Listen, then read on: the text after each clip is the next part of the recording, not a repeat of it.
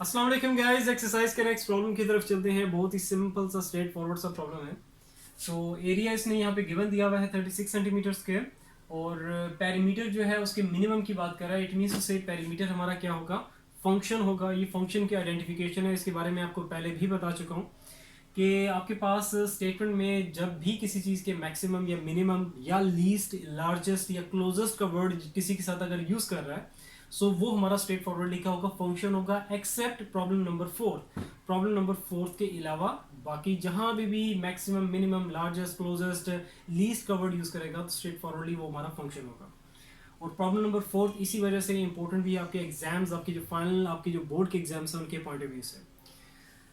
अच्छा, नेक्स्ट आगे चलते हैं। आप देखते हैं यहाँ पे फाइंड आउट करने को क्या कह रहा है। सो सिंपली यहाँ पे कह रहा है कि फाइंड हमें क्या करनी है, lengths of the sides of a variable rectangle. Variable के वर्ड से आप लोगों ने कंफ्यूज नहीं होना, सिंपली रेक्टेंगल की साइड्स, लेंथ्स हमें फाइंड आउट करनी है, या यूं कह लो कि हमें रेक्टेंगल की डायमेंशंस फाइंड आउट करनी है, या अगर और सिंपल वर्ड्स में बात करें तो रेक्टेंगल की हमें लेंथ और विड्थ फाइंड आउट करनी है। तो रेक्टेंगल की बात कर रहा है, एक रेक्टेंगल ड्रॉ कर लेते। ये आ गया हमारा रेक्टेंगल और ये रेक्टेंगल की आ गई लेंथ और ये रेक्टेंगल की आ गई विड्थ। सो ये लेंथ है, जो भी हम अभी इसको यहाँ पे लेट करेंगे, लेंथ और विड्थ को भी लेट करेंगे, ये हमारा फर्स्ट टास्क होगा। ठीक है, जैसे ही आपको पता चले कि आपको फाइंड आउट करने को क्या कह रहा है तो जो भी फाइंड आउट करने को कहेगा तो उसको आप लोगों ने स्ट्रेट फॉरवर्डली लेट कर लेना है। तो यहाँ पे अब मैं लेट करने जा रहा हूँ लेंथ को x के इक्वल और विड्थ को y के इक्वल। सो लेंथ x के इक्वल लेट किया हुआ है और y, इसको विड्थ को y के इक्वल लेट किया है। तो लेंथ x, ये भी लेंथ है, सिंपली आपके पास यहाँ x आ जाएगा, विड्थ y, और ये भी आपके पास सेम वही विड्थ आपके पास ये आ जाएगा y। इट मींस टू से सिंपली हमें क्या चीज चाहिए, x और y की वैल्यू फाइंड आउट करनी है, या यूं कह लो लेंथ और विड्थ की वैल्यू फाइंड आउट करनी है। तो बाकी जो दो साइड्स रहती हैं, सिंपली अगर ये x है तो ये भी x है, विड्थ y है तो ये भी आपके पास y है, तो बाकी ये जो आपके पास 4 साइड्स जो रेक्टेंगल की फाइंड आउट करने को कह रहा है वो आ जाएंगे। तो मींस टू से हमें x और y की वैल्यू फाइंड आउट करनी है। तो फर्स्ट टास्क हमारा कंप्लीट हो गया, जो भी चीज फाइंड आउट करने को कह रहा था उन्हें हमने यहाँ पे लेट कर लिया। अब चलते हैं अपने सेकंड टास्क की तरफ, लेकिन सेकंड टास्क को स्टार्ट करने से पहले हम लोग देखेंगे कि इसने गिवन क्या दिया हुआ है। तो गिवन इसने दिया हुआ है एरिया। एरिया इसने कितना दिया हुआ है, 36 centimetre square. So area rectangle के एरिया का फॉर्मूला क्या होगा, वो होता है लेंथ इनटू विड्थ। एरिया इसने गिवन दिया हुआ है वो कितना है, 36 सेंटीमीटर स्क्वायर। तो यहाँ पे आ जाएगा नीचे 36, लेंथ यहाँ पे हमने लेट किया उसको x के इक्वल, विड्थ को लेट किया हुआ है y के इक्वल। अब यहाँ से हमें एक यूजफुल रिजल्ट गेट करना है, वो क्या है और वो कब हमें यूज करना है उस रिजल्ट को, और कहाँ यूज करना है उसकी तरफ बाद में आएंगे। कोई भी काम एडवांस में नहीं करना, जब जहाँ पे जिस चीज़ की जरूरत पड़े तब ही वो काम करो। ठीक है, मैंने आप लोगों की कीज सोल्यूशन, कीज जो आपकी की बुक्स होती हैं, सोल्यूशन बुक्स होती हैं, और आपके जो ऑनलाइन सोल्यूशंस मैंने वहाँ पे भी देखा है कि यहाँ से y की वैल्यू एडवांस में निकाल लेते हैं। अभी इसकी जरूरत नहीं होती, पहले ही निकाल लेते हैं। तो ऐसा कभी भी ना करो, एक ये नेगेटिव इंप्रेशन जाएगा चेक करने वाले पे कि बच्चे ने रट्टा लगाया हुआ है क्वेश्चन का। मीन्स उसे कि अभी एक चीज़ की जरूरत ही नहीं है, उसने पहले से ही फाइंड आउट कर ली। क्यों कर लिए, कोई रीजन, कोई लॉजिक नहीं। तो इसीलिए एडवांस में कोई काम ना करो। ठीक है, अच्छा अब आगे चलते हैं अपना सेकंड टास्क की तरफ। सेकंड टास्क हमारा क्या है कि when its perimeter is minimum, means उसे अब यहाँ पे हम देखेंगे कि हमारा फंक्शन हमारा क्या है, पेरीमीटर है। इसके बारे में आपको ऑलरेडी पहले बता चुका हूँ। सो पेरीमीटर कौन सी शेप है, रेक्टेंगल है, तो रेक्टेंगल का पेरीमीटर के बारे में मैं डिटेल में बता चुका हूँ, इससे प्रीवियस प्रॉब्लम और उससे प्रीवियस प्रॉब्लम में भी। सो अभी यहाँ पे मैं स्ट्रेट फॉरवर्ड इसका पेरीमीटर लिखूंगा। पेरीमीटर इसका क्या है, मतलब अभी ये आपके पास क्या है, रेक्टेंगल है, रेक्टेंगल का पेरीमीटर क्या होगा, रेक्टेंगल की कितनी साइड्स होती हैं, 4 साइड्स होती हैं, तो उन 4 साइड्स का सम जो होगा वो पेरीमीटर होगा इस रेक्टेंगल का। तो 4 साइड्स क्या है, x y, so x plus y plus x plus y perimeter.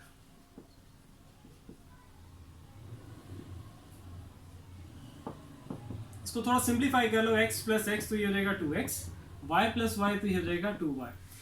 अब यहाँ पे देखो, हमें ये तो पता है पेरीमीटर हमारा क्या है, फंक्शन है, लेकिन अभी इसको f(x) के इक्वल लेट ना करो, तब तक लेट ना करो जब तक इसकी जो राइट हैंड साइड है वो कंप्लीटली x में ना आ जाए। ठीक है, वैसे अगर आप इसको f(x) के इक्वल लेट अगर अभी करना चाहो तो कर सकते हो, क्योंकि हमें स्टेटमेंट से तो ये चीज़ क्लियर होगी कि हमारा फंक्शन है, क्रॉस कोई नहीं करेगा। लेकिन इट्स बेटर कि पहले जो इसकी राइट साइड है वो कम्प्लीटली x में ले आओ, क्योंकि फंक्शन ऑफ x है, तो देन फिर उसके बाद इसको आप लोग f(x) की इक्वल लेट करो, ये ज़्यादा बेटर है। ठीक है, सो अब यहाँ पे देखोगे राइट साइड पे 2x, ठीक है, सो के x पड़ा हुआ है, लेकिन x के अलावा अगर कोई और वेरिएबल पड़ा हुआ है तो उसको इन टर्म्स ऑफ x लेके आना है, और वो यहाँ पे वेरिएबल कौन सा पड़ा है, y पड़ा हुआ है, तो उसको इन टर्म्स ऑफ x हमें लेके आना है। Means y is equal to in terms of x किसके इक्वल है, तो वो पहले वैल्यू फाइंड आउट करनी है। कहाँ से फाइंड आउट करनी है, वो यहाँ से फाइंड आउट करेंगे। इसको यहाँ पे मैं इक्वेशन फोर्स करके लेबल करने जा रहा हूँ और यहाँ पे इसको स्टॉप कर रहा हूँ। सो अब आते हैं इसकी तरफ। यहाँ से अब हमें y की वैल्यू चाहिए इन टर्म्स ऑफ x, और वो निकालते हैं और उसको फिर यहाँ पे यूज करेंगे। सो x देखो यहाँ पे क्या हो रहा है, y से मल्टीप्लाई हो रहा है राइट साइड पे, इसको लेफ्ट साइड पे लेके आओगे तो हो जाएगा डिवाइड 36 से, तो हमारे पास यहाँ से एक रिजल्ट आ गया y is equal to 36 divided by x। अब इस रिजल्ट को यूज करके हम जो राइट साइड है इस इक्वेशन फर्स्ट की, उसको कम्प्लीटली x में लेके आएंगे। सो इसके लिए हमें पुट करना होगा y is equal to 36 divided by x in equation number first. Perimeter 2x plus 2, y की जगह क्या रहेगा 36 डिवाइडेड बाय x। इसको मल्टीप्लाई कर दो, थोड़ा सिंप्लीफाई कर दो, 2x प्लस 2 को 36 से मल्टीप्लाई करोगे तो क्या हो जाएगा 72 डिवाइड बाय x। तो ये हमारे पास पेरीमीटर आ गया। इसकी जो राइट साइड है वो कम्प्लीटली x में आ चुकी है। मीन्स उसे इसको हम लोग f ऑफ x के इक्वल लेट करके लिख सकते हैं।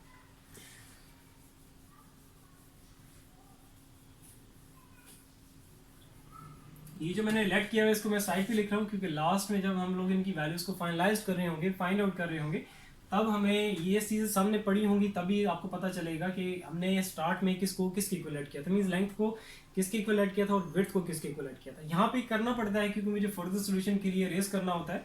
तो ये जो साइड पे लिखने वाला काम जो अभी मैं करने जा रहा हूँ, ये आपको नहीं करना, ठीक है। आपके पास तो ऑलरेडी जो जैसे आप लोग प्रॉब्लम्स को सॉल्व करते हो टॉप टू बॉटम, तो आपके पास तो स्टार्ट में ये चीज़ लिखी होगी, आपने जस्ट पेज को टर्न ऑफ करना होगा, तो आप टर्न करके पीछे से देख सकते हो, ठीक है।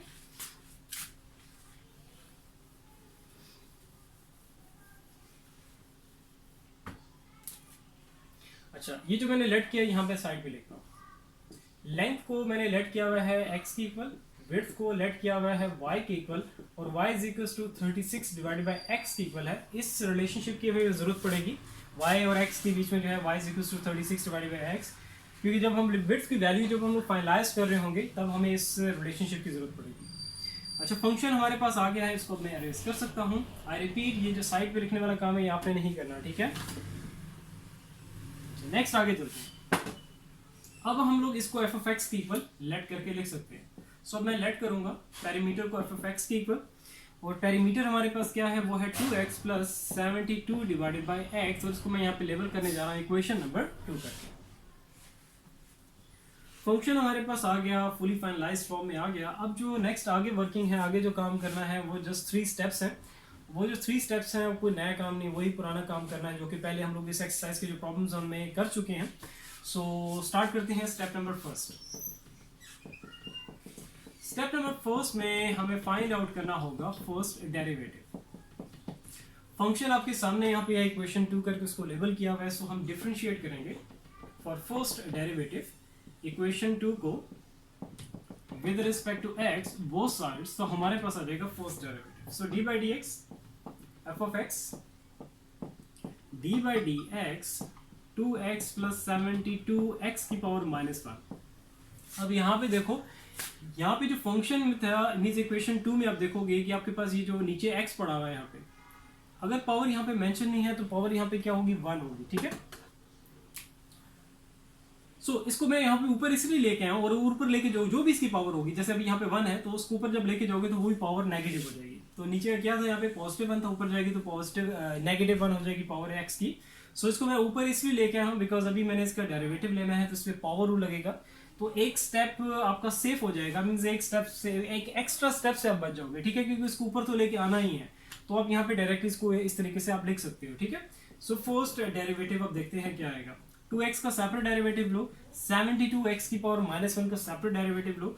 तो 2 यहाँ पे कोफिशिएंट है, बाहर रखो, डेरिवेटिव किसका आ जाएगा, x का, प्लस 72 कोफिशिएंट है, डेरिवेटिव किसका लेना है, x की पावर -1 का। सो इसके डेरिवेटिव लेते जो x का डेरिवेटिव आ जाएगा 1 प्लस 72, इसमें लग जाएगा पावर रूल। पावर क्या है, -1, तो पावर पहले base as it is, power में से एक कम, डेरिवेटिव बेस का, बेस x है उसका डेरिवेटिव 1 आएगा, तो वो यहाँ पे लिखने की जरूरत नहीं है। नेक्स्ट आगे चलते हैं। यहाँ पे आ जाएगा 2 और इसको मल्टीप्लाई करोगे तो पहले साइंस को मल्टीप्लाई किया करो, प्लस माइनस माइनस 72 1 72, एक्स की पावर हो जाएगी -2। सो ये हमारे पास आ गया है फर्स्ट डेरिवेटिव। इसको यहाँ पे मैं लेबल कर देता हूँ इक्वेशन नंबर 3 करके। इक्वेशंस की नंबरिंग का ध्यान रखना, इक्वेशन जो भी इक्वेशन का नंबर आप यूज कर चुके हो उसको दोबारा कहीं यूज ना करना, ठीक है? नहीं तो जो चेक करने वाला होगा वो उसके लिए भी प्रॉब्लम क्रिएट होगी, जहां पे उसके लिए प्रॉब्लम क्रिएट होगी वहां पे आपके वो मार्क्स कट करेगा, ठीक है? सो ये आपका आ गया फर्स्ट डेरिवेटिव। इसको मैं साइड पे लिख लेता हूँ। फर्स्ट डेरिवेटिव आ गया 2 - 72 एक्स की पावर -2। इसको लेबल कर दिया है मैंने इक्वेशन नंबर 3 करके। इसकी अभी आगे हमें जरूरत पड़ेगी स्टेप नंबर 2 में भी और स्टेप नंबर 3 में भी। अच्छा, स्टेप नंबर फर्स्ट जो है हमारा वो कंप्लीट हो गया, हमें फर्स्ट डेरिवेटिव फाइंड आउट करना था जो कि हम लोगों ने कर लिया। अब चलते हैं स्टेप नंबर 2 की तरफ, जिसमें हमें फाइंड आउट करनी होगी क्रिटिकल वैल्यूज। तो क्रिटिकल वैल्यूज फाइंड आउट कर लेते हैं।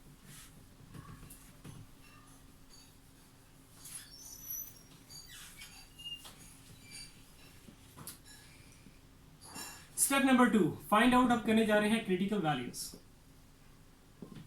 क्रिटिकल वैल्यूज को x से रिप्रेजेंट किया जाता है और फाइंड आउट करने के लिए क्रिटिकल वैल्यूज हम पुट कर देंगे फर्स्ट डेरिवेटिव को इक्वल्स टू 0। फर्स्ट डेरिवेटिव हमारे पास है इक्वेशन 3 करके इसको लेबल किया हुआ है। सो 2 - 72 एक्स की पावर -2 इक्वल्स टू 0।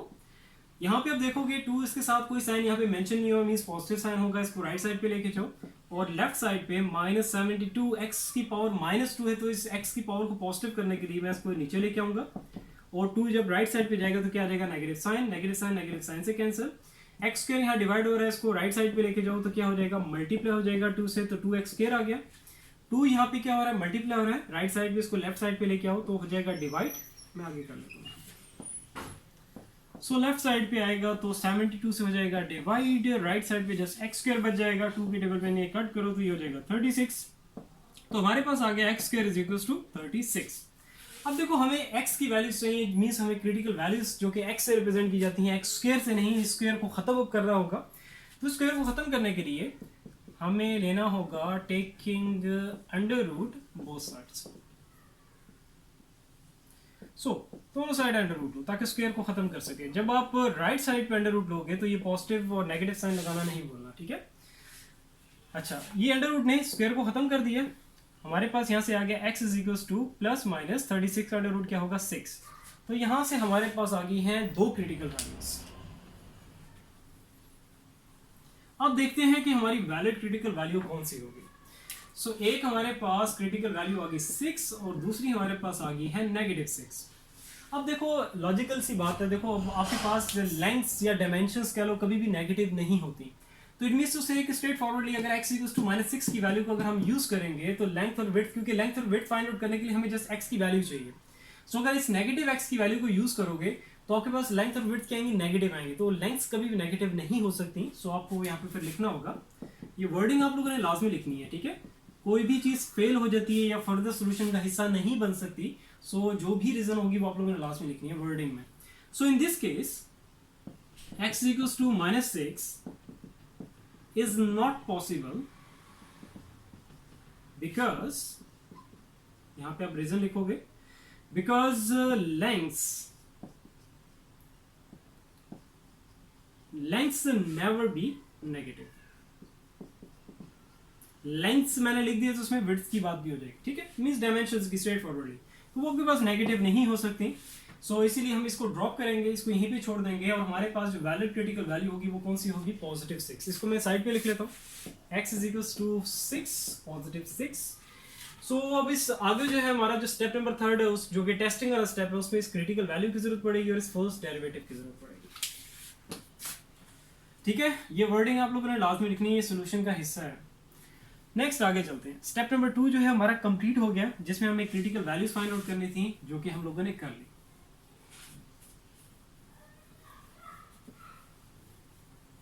अब चलते हैं स्टेप नंबर 3 की तरफ। स्टेप नंबर 3 की मैं इंपॉर्टेंस के बारे में बताता जाऊँ, जो कि मैं पहले भी बता चुका हूँ और आगे भी बताता जाऊंगा और अभी भी बताऊंगा।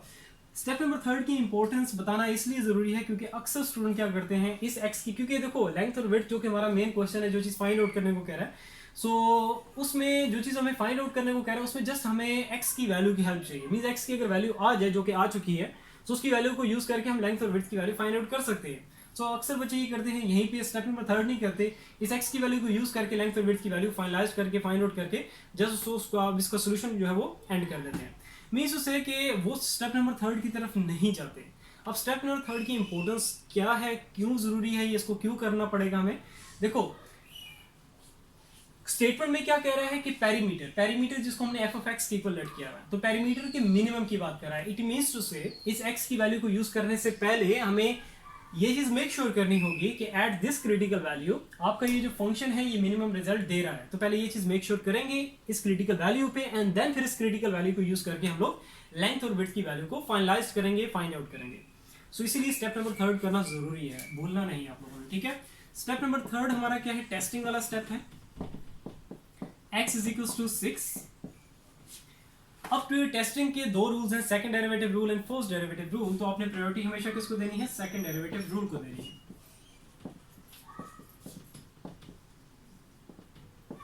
Second derivative rule self defined है, मींस हमें सेकंड डेरिवेटिव की जरूरत पड़ेगी। फर्स्ट डेरिवेटिव ऑलरेडी हम लोग फाइंड आउट कर चुके हैं, इक्वेशन 3 करके उसको लेबल किया हुआ है। सो हम डिफरेंशिएट कर देंगे for second derivative equation number 3 को with respect to x both sides. तो हमारे पास आ जाएगा second derivative. So d by d x first derivative, d by d x 2 minus 72 x की पावर माइनस 2। सो यहां से अब हमारे पास आ जाएगा सेकंड डेरिवेटिव। 2 का सेपरेट डेरिवेटिव लो, माइनस 72 एक्स की पावर माइनस 2 का सेपरेट डेरिवेटिव लेना। So d by d x 2 minus 72 coefficient है, डेरिवेटिव किसका लेंगे, एक्स की पावर माइनस 2 का। सो 2 कांस्टेंट है, उसका डेरिवेटिव क्या होगा 0, माइनस 72 यहां पे लग जाएगा पावर रूल। तो पावर क्या है माइनस 2, तो पावर पहले base as it is, power में से एक कम, बेस का डेरिवेटिव बेस एक्स उसका डेरिवेटिव 1 आएगा, तो वो लिखने की जरूरत नहीं है, बस रूल्स का आपको पता होना चाहिए, इसलिए मैं आपको बता देता हूं। अच्छा नेक्स्ट आगे चलते हैं, सेकंड डेरिवेटिव जो है उसको फाइनलाइज करते हैं।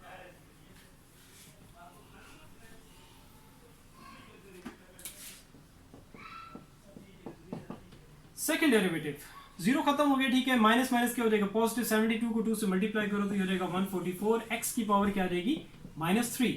इस एक्स की पावर को पॉजिटिव कर लो, तो इसको यहीं पे नीचे ले, क्योंकि आगे भी जाके हमें इसकी जो एक्स की पावर है उसको पॉजिटिव करना है, ठीक है, तो यहीं पे कर लो, इट्स बेटर।